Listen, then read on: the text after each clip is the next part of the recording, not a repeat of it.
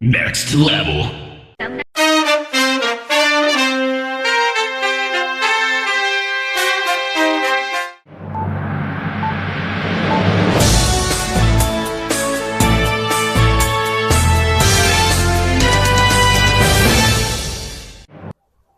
The remainder theorem becomes very easy when you approach it correctly. Many students tend to use methods, but that is not necessary.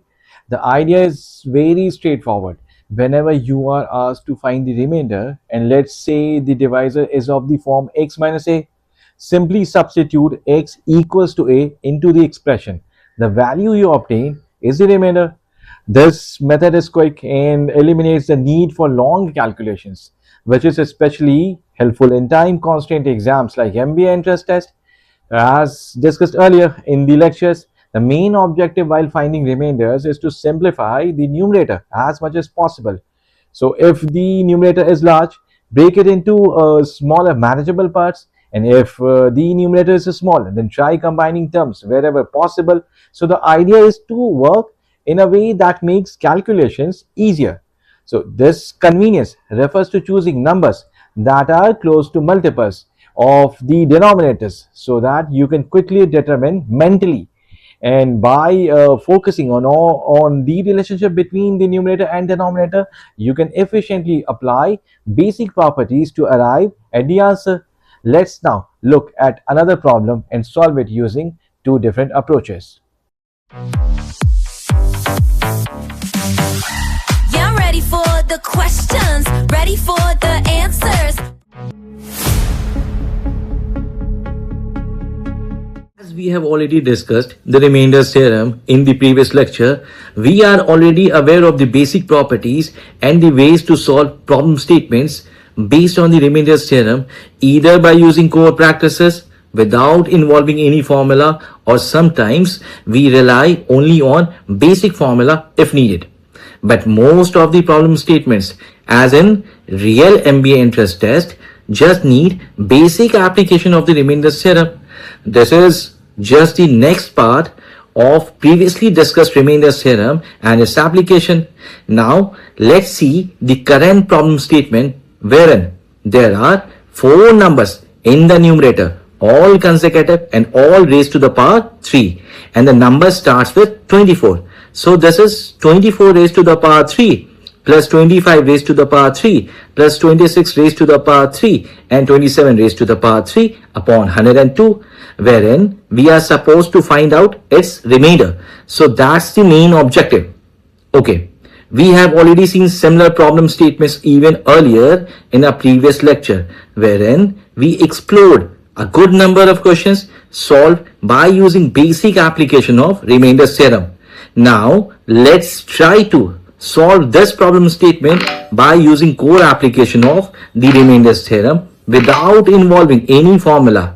Yes, there's always an alternate way to solve any problem statement per se, but usually if the solution needs any formula to recall, then aspirants tend to either forget the entire formula or its application. So we should always try to practice without using any formula.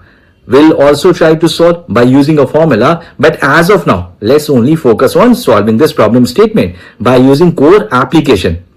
Now, here in this problem statement, as we have discussed previously, that we always try to attack individually on every separated terms of the numerator.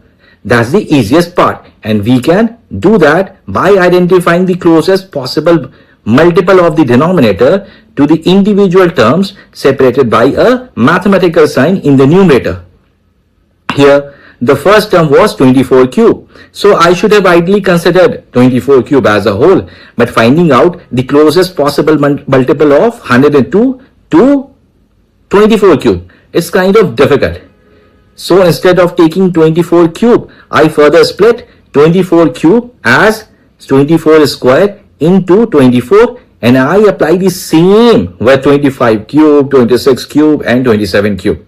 Now, I really do not need any formula to handle 24 square by finding out the closest possible multiple of 102, because we already know the square of 24, which is 576. The same applies for 25 square, which is 625, 26 square, which is 676, and 27 square, which is 729. And for that reason, it is always advised as a good practice to memorize the square values of numbers from 1 to 30.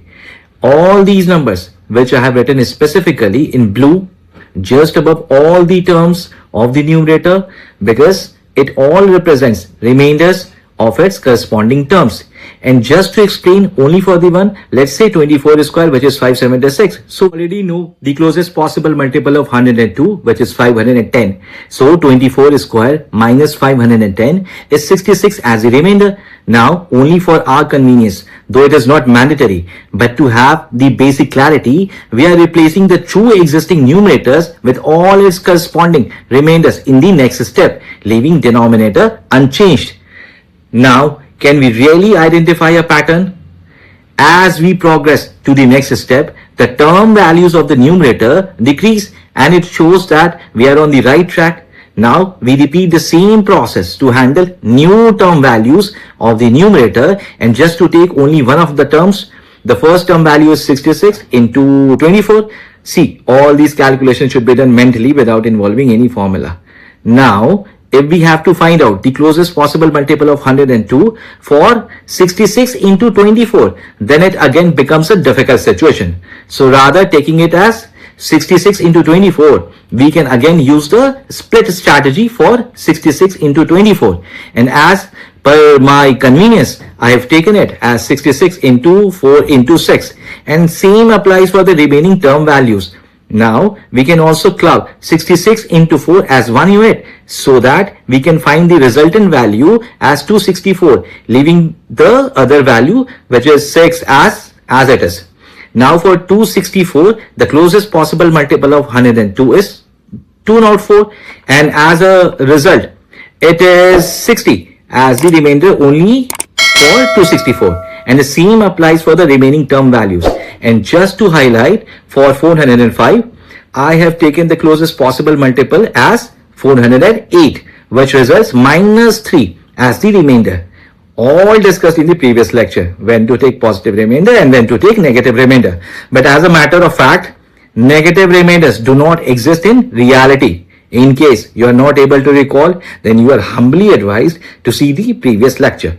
However, these new values of remainders are almost easy this time. So it is the reason that I've directly multiplied all the term values, and further it now replaces the existing numerator values. So this 360, 19, 338 and minus 3 can easily be handled mentally, and the denominator is 102 as it is. And as a result, we can easily find out the individual remainder for 360, 90, 338 and minus 3. Now the new numerator becomes 105 minus 3, which further is 102 as a numerator. And when 102 is divided by 102 itself, then it leaves remainder as 0. And I believe just by following the core practice, we did not rely on any formula, and it really serves the purpose.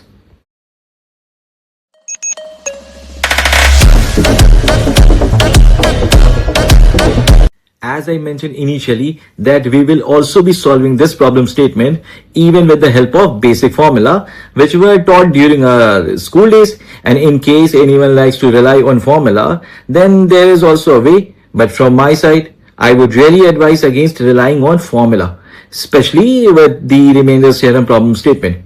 In case you are able to recall our first lecture learning, we also discussed Euler's theorem. There are too many theorems, too many ways that one cannot really recall and implement each and everything, especially during the examination. So it is better to rely on the core practices of remainders theorem and the basic strategy.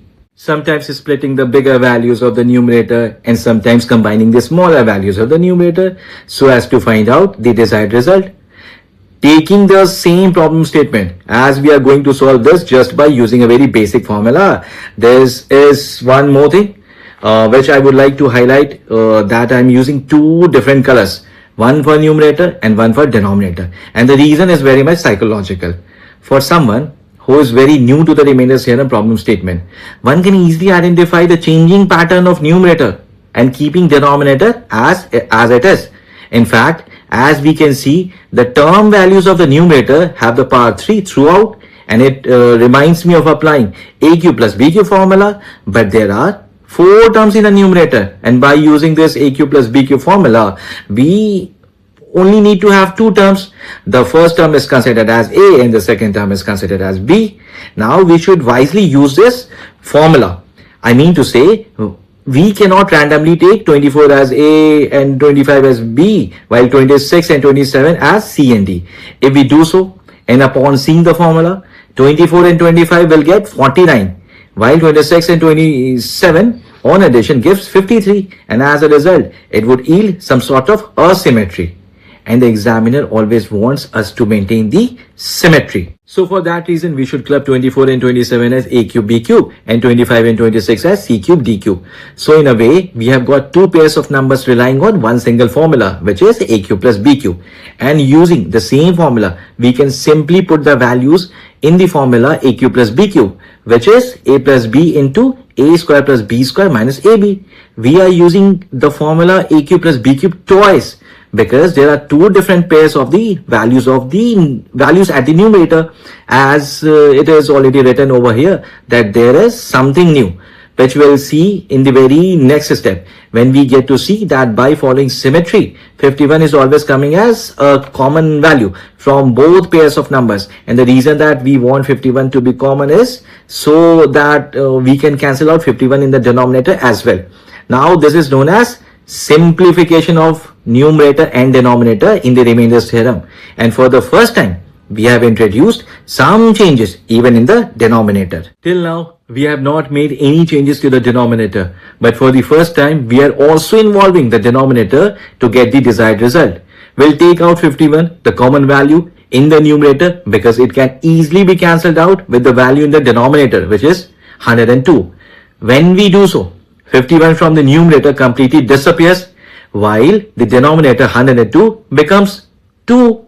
So what we have understood is that if there is any value from the numerator, cancel it out from the denominator in the remainder theorem based problem statement. That is also a possibility that we have to always keep in mind in the last step, that during the process there was a number, in this case 51, which we have already cancelled out. Don't worry, we'll see in the very last step. Now as we can see, the term values are starting from 24 square in the numerator, and our new denominator is 2. As we have already discussed in lecture 1, that 2 as a number can have only 0 or 1 as a remainder. So think for a second. If the first term value is 24 square, it is always an even number, and if an even number is divided by 2, then it always yields 0 as a remainder.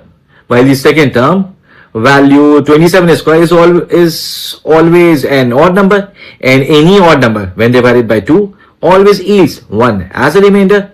And if we have to check for this 24 into 27, then 24 into 27 get multiplied, and it also yields an even number, because the unit base number 7 and 4 of 24 and 27 will always be an even number.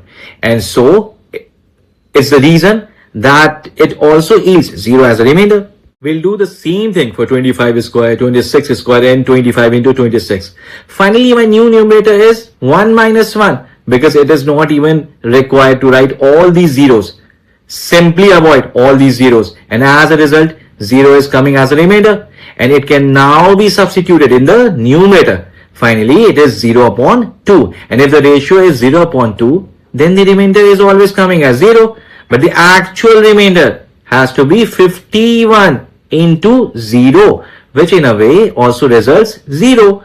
But as I said earlier, during the process, all those numbers that are cancelled out from the numerator and denominator, all such numbers are multiplied by the initial remainder values. Here, the initial remainder value was 0, and finally 51 multiplied by 0 are finally coming as 0. I hope that you have understood remainders theorem. To stay updated, kindly like, share, comment, and subscribe to our channel. We'll see you in another lecture. Jai Hind.